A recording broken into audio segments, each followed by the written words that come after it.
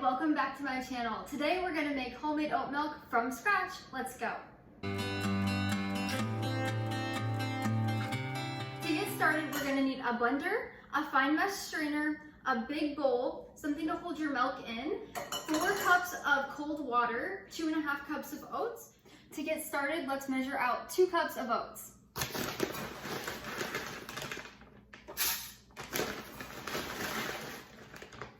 Just place them in your blender. I like to do the oats first and then the water. You don't want the oats to soak or else it can end up making it gummy. So don't do that. Now that you've measured out your oats, it's time for the cold water. Make sure your water is cold. You do not want room temperature or even warm water. It will make this slimy. So I measure it out and put it in the fridge overnight before I make this. You can do a couple hours, just make sure it's cold.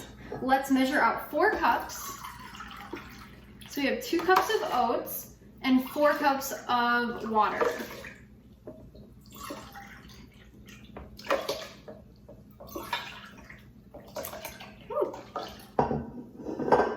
All right, now you're gonna add a lid to your blender and blend for 30 to 40 seconds.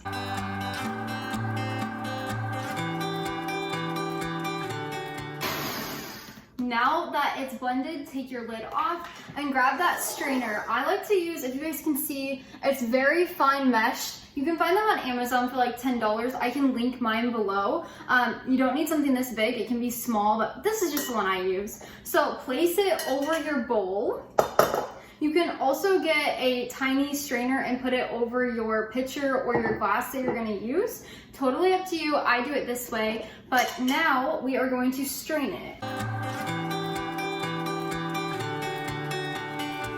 As you can see, I was using this spoon. When you do that, just make sure you're not pushing really hard down through here. You can get some of the oats out, just do it really gentle. But once you're done, you're gonna take this pulp.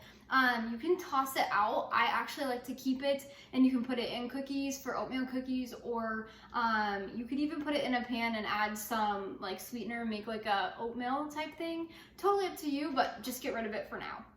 Now that we're done straining, you're gonna put it back in the blender and we'll go for about 15 to 20 seconds just to make sure everything's smooth. Now that we're done with the blending, you can do another round of straining if you prefer. Sometimes I do, sometimes I don't. My recipe does say to do that, but I sometimes skip that. So when you're done, you're just gonna pour it into a container. I have these half-gallon glass jugs.